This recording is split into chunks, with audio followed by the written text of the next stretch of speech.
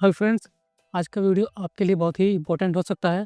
अगर आप IBS, functional, diarrhoea, सिबो, वेट लॉस या फिर ओवरथिंकिंग से जूझ रहे हैं, तो ये वीडियो आपको इमोशनली और लॉजिकली भी कनेक्ट करेगा। एक बात मैं पहले ही बता देना चाहता हूँ, मैं कोई डॉक्टर नहीं हूँ। ये मेरा पर्सनल जर्नी है और कोई भी मेडिसिन स्टार्ट करने के पहले आप डॉक्टर से सलाह ज़रूर ले लीजिएगा। इस वीडियो में मैं बताऊँगा 12 केजी वेट गेन होने के बाद भी मुझे रिलीफ़ क्यों नहीं मिला और फिर मैं गैस्ट्रोएंटरोलॉजिस्ट डॉक्टर को चेंज करके साइकियाट्रिस्ट डॉक्टर की तरफ क्यों शिफ्ट हुआ, और बाकी पैसा, उम्मीद और मेंटल हेल्थ का सब रियल ट्रूथ बताऊंगा। आईबीएस की शुरुआत एंड वेट लॉस। अभी तक आप लोग को भी मालूम चल गया होगा कि आईबीएस सिर्फ पेट की बीमारी नहीं होती है, ये पूरे लाइफ को कंट्रोल कर लेती है। ये ज़्यादातर हमारी माइंड की प्रॉब्लम होती है। मेरा वेट धीरे धीरे बहुत गिरता गया और जब मैंने न्यूरोथेरेपी करवाया था मौर्य न्यूरोथेरेपी के यहाँ से, तो मेरा वेट 50 से 47 केजी आ गया था। ये मैंने न्यूरोथेरेपी वाले वीडियो में बताया था। उसमें लोग बोलते थे कि बहुत कमज़ोर हो गया है, बहुत पतला हो गया है। मेरा मेरा बहुत मज़ाक उड़ता था। हर दिन एक ही चीज़ मैं सोचता था, खाना खाऊँगा तो पेट खराब हो जाएगा, बाहर गया तो वॉशरूम मिलेगा या नहीं मिलेगा। आपके साथ भी ऐसा ही होता होगा। वेट कब बढ़ेगा, नहीं बढ़ेगा, एक भी केजी वेट बढ़ता नहीं था। Neurotherapy and probiotic food.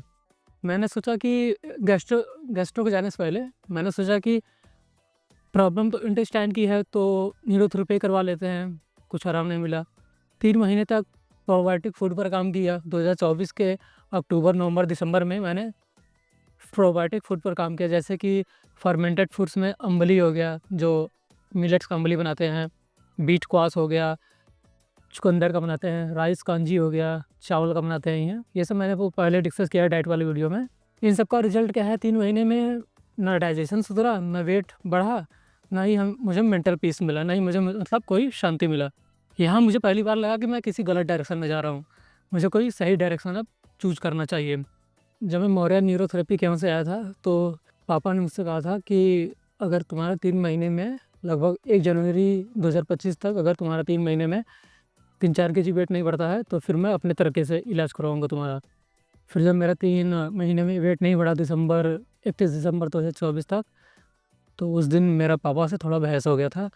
और फिर पापा मुझे, आपको मालूम ही होगा कि आईबीएस पेशेंट को कितना जल्दी गुस्सा आ जाता है किसी पर भी, तो इसी तरह मुझे भी बहुत गुस्सा आ गया था और मैं कोई जाँच नहीं करवाने वाला था, क्योंकि मुझे मालूम था कि जाँच में कुछ निकलेगा नहीं। फिर भी पापा ने ज़बरदस्ती गैस्ट्रो डॉक्टर को दिखाया और जाँच करवाया। डॉक्टर ने कहा कि 1 जनवरी 2025 को जब सब लोग 1 तारीख का खुशियाँ मना रहे थे, तो मैं वहाँ पर डॉक्टर के पास था। डॉक्टर ने कहा कि आपको फंक्शनल डायरिया है। मतलब उन्होंने कहा कि जब मैंने उनसे कहा कि मुझे 10 साल से लगातार डायरिया हो रहा है, तो उन्होंने कहा कि 10 साल कोई बहुत बड़ा समय नहीं है, ज़्यादा कोई बड़ी बीमारी नहीं होगी। 10 साल मेरे हिसाब से 10 साल बहुत होता है अगर आपको डायरिया हो रहा है तो, क्योंकि उस 10 साल में डायरिया में आपको न्यूट्रिएंट्स अब्ज़ॉर्ब नहीं होंगे तो आपके शरीर में बहुत कुछ हो सकता है। मेरा बाल इसी वजह से पूरा धीरे-धीरे ख़त्म हो गया है। इस पर भी मैं वीडियो पूरा बनाऊँगा। डॉक्टर ने कहा कि फंक्शनल डायरिया है और उन्होंने कुछ मेडिसिन्स लिखी, जैसे रिफॉक्सामिन हो गया और ज़िराक्स हो गया। ज़िराक्स मतलब जो नॉर्मेक्सिन सीसी नाम से आता है, वो लिखा, और कुछ और सपोर्टिव मेडिसिन्स लिखे हैं, जैसे कि पेंटाप्राज़ोल, जो सुबह गैस की कैप्सूल लिखते हैं, ये सब। फिर बहुत सारे टेस्ट किए। रिपोर्ट्स में क्या आया, जो बहुत सारे टेस्ट किए थे उसमें आया कि एसजीओटी बढ़ा हुआ आया। जो एसजीओटी था वो काफ़ी बढ़ा हुआ आया। मतलब इस जाँच के पहले मैंने 1 हफ़्ते पहले ही एक जाँच कराया था एसजीओटी लीवर का एलएफटी टेस्ट, तो वहाँ पे एसजीओटी मेरा लगभग 60 से 70 के बीच में था। लेकिन यहाँ पे जो एसजीओटी है वो 270 के करीब आया। तो मुझे लगा कि कुछ गड़बड़ है। आप लोग स्क्रीन पे देख सकते हैं, मैं लगा दूँगा रिपोर्ट। 1 महीने बाद फिर से मैंने एसजीओटी का टेस्ट कराया लाल पैथ लैब से, तो वो ठीक-ठाक आया, मतलब 60 के करीब आया। फिर जो टीएसएच हार्मोन है, थायरॉइड हार्मोन, वो मेरा काफ़ी मतलब ज़्यादा आया, जो कि आईबीएस में कुछ भी हो सकता है, आपका सब कुछ इम्बैलेंस हो जाता है, तो इस वजह से आपका थायरॉइड हार्मोन एंड सब भी इम्बैलेंस हो सकता है। मतलब आपको थायरॉइड की मेन दिक्कत नहीं है, मेन दिक्कत आपको डाइजेशन और दिमाग से है। वो सब सही हो जाएगा तो आपका थायरॉइड हार्मोन ये सब सही हो जाएगा। फिर एक है सीबीसी, कंप्लीट ब्लड काउंट। इसमें मैंने जाँच कराया तो मुझे जो मेरा हीमोग्लोबिन रहता था वो हमेशा 13, 12 ये सब के पास ही रहता था, मतलब खून का लेवल जो है वो कम ही रहता था। वहाँ के हॉस्पिटल के जाँच में 14 किस तरह से आ गया मुझे नहीं मालूम। फिर जब मैंने एक बार कराया जाँच तो वहाँ पे 13 ही आया लाल पैथ लैब से। फिर प्लेटलेट मेरा हमेशा बहुत कम ही रहता था, चाहे बुखार हो या ना हो, प्लेटलेट मेरा हमेशा 1 से 1.5 लाख के बीच में रहता था, मैक्सिमम 2 लाख, इससे ज़्यादा नहीं जाता था। क्रिएटिनिन नॉर्मल था, नॉन डायबिटिक, आप देख सकते हैं नॉन डायबिटिक में भी आया, मतलब नॉन डायबिटिक था, डायबिटिक नहीं हुआ था। ग्लूकोज़ सेफ लेवल के अंदर था। Urine routine and microscopic examination normal, ये सब पूरा यूरिन रूटीन मतलब जो भी होता है यूरिनरी से रिलेटेड सब कुछ नॉर्मल था। अल्ट्रासाउंड में सब कुछ नॉर्मल था। और फिर एक होता है सीलियाक डिजीज़ के लिए टेस्ट, वो भी मेरा नॉर्मल ही था। सीलियाक डिजीज़ मतलब आप जो रोटी खाते हैं गेहूँ की, उसमें आपको ग्लूटेन इंटॉलरेंस है कि नहीं। अगर सीलियाक डिजीज़ पॉजिटिव आता है तो आप गेहूँ की रोटी नहीं खा सकते। तो यहाँ पर मेरा जो सीलियाक डिजीज़ का रिपोर्ट आया था वो नेगेटिव था, मतलब मुझे ग्लूटेन के इंटॉलरेंस नहीं है। यही बस मैं आप लोग को समझाना चाह रहा हूँ कि जो आईबीएस है वो मेंटली दिमाग की बीमारी है, ना कि पेट की। आप गेहूँ की रोटी खाइए, कोई भी रोटी खाइए, आपको कोई दिक्कत नहीं है, बस सब आपके दिमाग में भरा पड़ा है। फिर आते हैं हम मेडिसिन स्टार्ट और शॉर्ट टर्म वेट गेन। जैसे ही मैंने मेडिसिन स्टार्ट किया 10-12 दिन के अंदर मेरा 3 केजी वेट गेन हो गया था। मतलब 1 जनवरी से मैंने मेडिसिन स्टार्ट किया तो 12-13 जनवरी तक मेरा लगभग 47 से 50 केजी हो गया। मुझे बहुत अच्छा लगा। मुझे लगा कि बस सही ट्रीटमेंट मिल चुका है। पर जैसे ही 10 दिन बाद रिफॉक्सामिन बंद हुआ, जो कि आप जानते होंगे रिफॉक्सामिन 10 या फिर 14 दिन तक ही खाते हैं। मुझे आईबीएस डायरिया है, पहले बता देता हूँ। 10 दिन बाद जब रिफॉक्सामिन बंद हुआ तो डाइजेशन फिर से ख़राब हो गया और जो वॉशरूम की अर्जेंसी थी फिर से होने लगी, मतलब दिन में 3 बार 4 बार 5 बार होने लगा। फिर 1 महीने के बाद डॉक्टर ने कोलोनोस्कोपी के लिए बुलाया मुझे और बायोप्सी रिपोर्ट दोनों हुआ। तो बायोप्सी रिपोर्ट में क्या आया कि 2 बहुत ही छोटे-छोटे अल्सर्स हैं। मैंने कोलोनोस्कोपी में देखा भी था कंप्यूटर में कि जो लार्ज इंटेस्टाइन है, कोलन है, उसमें बहुत ही 2-2 3-3 मिलीमीटर के 2 छोटे-छोटे अल्सर थे। फिर डॉक्टर ने अल्सर की मेडिसिन स्टार्ट कर दी और रिफॉक्सामिन इस बार नहीं लिखा। तो मेडिसिन का कॉस्ट बहुत महंगा था, 10 दिन का लगभग 3000 रुपये था, मतलब महीने का 9000 रुपये टोटल कॉस्ट। और जो टेस्ट का टोटल खर्चा था वो 15,000 रुपये था। और ऑनलाइन मेडिसिन ऑर्डर करने पे ट्रूमेट्स ये सबसे मेडिसिन थोड़ा सस्ता मिल जाता था, तो मैंने ऑनलाइन मेडिसिन ऑर्डर किया और थोड़ा सस्ता मिल जाता था मुझे। फिर मैंने लगभग 15 दिन तक मेडिसिन लिया और 15 दिन के बाद मुझे कुछ ख़ास इम्प्रूवमेंट नहीं दिखा। तो फिर मैंने ये सोचा कि कुछ इम्प्रूवमेंट तो दिख नहीं रहा है। रिफॉक्सामिन में जब खाया था तो 3 केजी वेट गेन हुआ था। एक काम करता हूँ, रिफॉक्सामिन को मैं 4-5 महीने तक लगातार खाता हूँ, मतलब अपने रिस्क पे लिया, क्योंकि वैसे भी ठीक नहीं हो रहा था और वैसे भी मैं काफ़ी परेशान था। तो मैंने रिफॉक्सामिन को 5 महीने तक लगातार लिया। 50 केजी वेट पहले 10 दिन में गेन हो गया था, 50 केजी तक। फिर उसके बाद 4 महीने में मेरा वेट 59 केजी हो गया, 50 से 59 केजी। मुझे बहुत अच्छा लगा कि मेरा चलो वेट गेन हो रहा है, पर प्रॉब्लम यहीं ख़त्म नहीं हुआ था। 59 केजी आने के बाद वेट वहीं रुक गया, बढ़ना रुक गया। फूड टॉलरेंस नहीं बढ़ा, मतलब फूड टॉलरेंस नहीं बढ़ने का मतलब है कि गेहूँ की रोटी और आलू सब्ज़ी, गेहूँ की रोटी, आलू सब्ज़ी दिन दोपहर, शाम समय बस रोटी, आलू यही सब खाते-खाते मैं ऊब चुका था। 5-6 महीने तक रिफॉक्सामिन लिया, तो आपको लगता है कि हो सकता है लीवर में इन्फ्लेमेशन बढ़ जाएगा, लेकिन इन्फ्लेमेशन बढ़ा नहीं था, लगभग घट गया था कुछ। तो रिफॉक्सामिन लेने का कुछ ज़्यादा साइड इफ़ेक्ट नहीं रहा।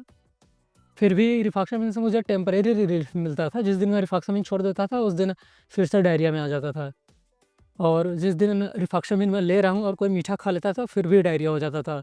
ओवरथिंकिंग में कुछ भी रिलीफ नहीं मिला था। पनीर ये सब खाते ही अर्जेंसी, वॉशरूम की अर्जेंसी हो जाती थी। Overthinking, fear and mental struggle. दिन में 2-3 बार वेट चेक करना। माइंड से हम लोग इतना परेशान रहते हैं कि वेट दिन भर अपना चेक करते रहते हैं। अपनी लाइफ को कोसते रहते हैं कि ये हमें ही क्यों हुआ, हमने ऐसी कौन सी गलती की थी। बल्कि जो भी आईपीएस पेशेंट होते होंगे वो बहुत ही शांत, उन्हें ना नहीं कहने आता है, मतलब किसी भी बात में ना नहीं कहने आता है, उन्हें किसी भी बात का बुरा लग जाता है। बस यही सब चीज़ें होने की वजह से उनको आईबीएस हो जाता है। और इसके साथ-साथ मैंने विटामिन बी12 का इंजेक्शन भी खूब लगवाया। हर हफ्ते में 1-1 बार लगवाता था। अगर नहीं लगाता था तो रिफॉक्सामिन लेने के बाद भी मेरा डाइजेशन गड़बड़ हो जाता था और ओवरथिंकिंग बहुत ज़्यादा होता था और नींद भी नहीं आती थी। बाकी विटामिन बी12 का इंजेक्शन लगाने के बाद काफ़ी आराम मिल जाता था, लेकिन ये कोई परमानेंट सॉल्यूशन नहीं था। और ओवरथिंकिंग कम करने के लिए मैंने गार्डनिंग स्टार्ट किया, मतलब गमले में पेड़ लगाना, पढ़ना स्टार्ट किया, पर कोई फ़र्क नहीं पड़ता था। जब भी मैं पेड़ लगाता था या फिर पढ़ाई स्टार्ट करता था तो मेरे दिमाग में हमेशा यही सब मतलब चलता रहता था कि कब मेरा आईबीएस ठीक होगा, कब मैं नॉर्मल ज़िंदगी जीऊँगा। फिर जब मैं गैस्ट्रो की मेडिसिन खा रहा था तो उसी समय मैंने एक डॉक्टर का वीडियो देखा जिन्होंने लो स्टमक एसिड के बारे में बात किया था। उन्होंने कहा था कि जो आपको आईबीएस या फिर सीबो होता है, small intestine bacterial growth, over growth, वो स्टमक एसिड कम होने की वजह से होता है। तो मैंने सोचा कि चलो ये भी देख लेते हैं। तो मैंने स्टमक एसिड बढ़ाने पर काम किया, मतलब बीटेन एचसीएल या फिर विनेगर, एप्पल साइडर विनेगर लेना स्टार्ट किया। तो जो मेरा स्मॉल इंटेस्टाइन है उसमें थोड़ा जलन महसूस होने लगा। तो फिर मैंने ये ट्रीटमेंट छोड़ दिया क्योंकि स्मॉल इंटेस्टाइन डाइजेस्ट होने का, गल जाने का डर था, तो मैंने वो ट्रीटमेंट छोड़ दिया। इस टॉपिक पर भी नेक्स्ट वीडियो में बनाऊँगा। मेडिसिन छोड़ने के बाद रियलिटी, जब मैंने गैस्ट्रो की मेडिसिन को छोड़ दिया तो उसके बाद क्या हुआ, सिर्फ 1 हफ्ते में 3 केजी वेट कम हो गया। जैसे जो 57 से 59 केजी वेट गेन हुआ था ना, उसमें 3 केजी वेट केवल 1 ही हफ्ते में लॉस हो गया। मतलब 59 से सीधा मैं 56 पे आ गया। तब मुझे समझ में आया कि जो वेट बढ़ा था वो मोस्टली कार्बोहाइड्रेट प्लस वाटर का था, क्योंकि मैं केवल गेहूँ की रोटी और आलू की सब्ज़ी खाता था। तो यहाँ ये गेहूँ की रोटी और आलू की सब्ज़ी से आपको केवल कार्बोहाइड्रेट मिलेगा, और 1 ग्राम अगर आप कार्बोहाइड्रेट खाएँगे तो बॉडी में आपको वो जो कार्बोहाइड्रेट है वो आपके शरीर में ग्लाइकोजन के फॉर्म में स्टोर हो जाता है, और जब ग्लाइकोजन के फॉर्म में स्टोर होगा तो वो 3 ग्राम पानी को होल्ड करता है। तो जो भी आप खा रहे हैं उससे आपका वाटर वेट बढ़ रहा है, मतलब आपके शरीर में वाटर का वेट बढ़ रहा है, न कि फैट या फिर मसल्स का। तो इसी वजह से जब आप मेडिसिन छोड़ेंगे तो कार्ब डाइजेस्ट होना बंद हो जाएगा और ग्लाइकोजन धीरे-धीरे बनना बंद हो जाएगा, और जो आपके अंदर पानी स्टोर है वो धीरे-धीरे कम हो जाएगा। इसी वजह से पानी धीरे-धीरे बहुत कम हो गया अचानक से 1 हफ्ते में, और 3 केजी वेट मेरा लॉस हो गया। साइकियाट्रिस्ट ट्रीटमेंट और आज की स्थिति। फिर एक दिन मैंने एंड ऑफ आईबीएस विशाल भाई का वीडियो देखा, फिर मैंने आईबीएस की मेडिसिन स्टार्ट की। मुझे लगा कि इसे भी स्टार्ट करके देख ही लेते हैं, सब कुछ ट्राई कर ही लिए हैं तो इसे भी स्टार्ट करके देख लेते हैं। आज लगभग 5 महीना हो चुका है, मैं पहले से काफ़ी बेहतर फ़ील कर रहा हूँ। साइकियाट्रिस्ट मेडिसिन लेने के 3 महीने के बाद का जो रिज़ल्ट है वो मैंने पहले ही अपलोड कर दिया है। बाकी अगला वीडियो जो होगा रिज़ल्ट का वो मैं 6 महीने अपलोड करूँगा, 6 मंथ बाद। अब आपके दिमाग में ये भी आता होगा कि कौन सा टेस्ट से मालूम चलेगा कि आपको आईबीएस है और आप केवल साइकियाट्रिस्ट मेडिसिन से ही ठीक हो गए। देखिए, सबसे पहली बात ये है कि अगर आपको ओवरथिंकिंग के साथ-साथ डाइजेशन का इश्यू है तो आप डायरेक्ट साइकियाट्रिस्ट डॉक्टर से ही मिलिए। मतलब आपको ओवरथिंकिंग होता है, आपका दिमाग हमेशा पेट पे लगा रहता है, आपको चिड़चिड़ापन होता है, नींद नहीं आती है, और साथ में डाइजेशन आपको खराब रहता है, चाहे डायरिया होता हो, चाहे कॉन्स्टिपेशन, तो आप डायरेक्ट साइकियाट्रिस्ट के पास जाइए। आपको गैस्ट्रो न्यूरोथेरेपी ये सब में जाने की ज़रूरत नहीं है। लेकिन अगर आप फिर भी गैस्ट्रो के पास जाना चाहते हैं तो आप ज़्यादा से ज़्यादा सीलियाक डिजीज़ का टेस्ट कराइएगा, मतलब ग्लूटेन इंटॉलरेंस है कि नहीं, एलएफटी टेस्ट, लीवर के बारे में, एसजीपीटी, एसजीओटी के बारे में टेस्ट कराइएगा। बस इतना जान जाइए कि आप कहीं भी घूमिए, अगर आपको ओवरथिंकिंग के साथ-साथ डाइजेशन का प्रॉब्लम है तो लास्ट में घूम फिर के आपको साइकियाट्रिस्ट डॉक्टर के पास ही जाना है। मैंने अभी तक क्या डिसीज़न लिया है कि जब तक कंप्लीटली ठीक नहीं होता, चाहे 1 साल लगे या 1.5 साल, चाहे 2 साल, मैं मेडिसिन लेता रहूँगा, और काफ़ी बहुत ज़्यादा रिलीफ़ मिल गया है। मैं मेडिसिन छोड़ूँगा नहीं, और अंत में आपसे यही कहूँगा कि आईबीएस सिर्फ़ पेट की बीमारी नहीं है, ये हमारे माइंड, पेट और नर्वस सिस्टम का प्रॉब्लम है। अगर आप भी सिर्फ डाइट और गैस्ट्रो मेडिसिन में फंसे हो, वेट को लेकर हमेशा कन्फ्यूज़न में रहते हो, ओबेस्ड रहते हो, ओवरथिंकिंग से परेशान हो, तो शायद आपको भी डायरेक्शन बदलने की ज़रूरत है और आपको एक अच्छे साइकियाट्रिस्ट को दिखाने की ज़रूरत है। वीडियो पसंद आए तो लाइक करें, शेयर करें और सब्सक्राइब करें। अगला वीडियो जो होगा वो लो स्टमक एसिड थ्योरी पे होगा, ये सच है या फिर myth.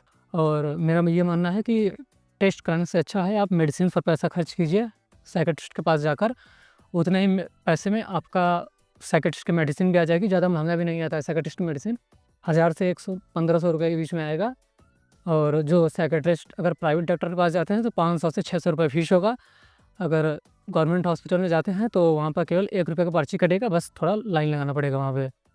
Okay friends, bye bye.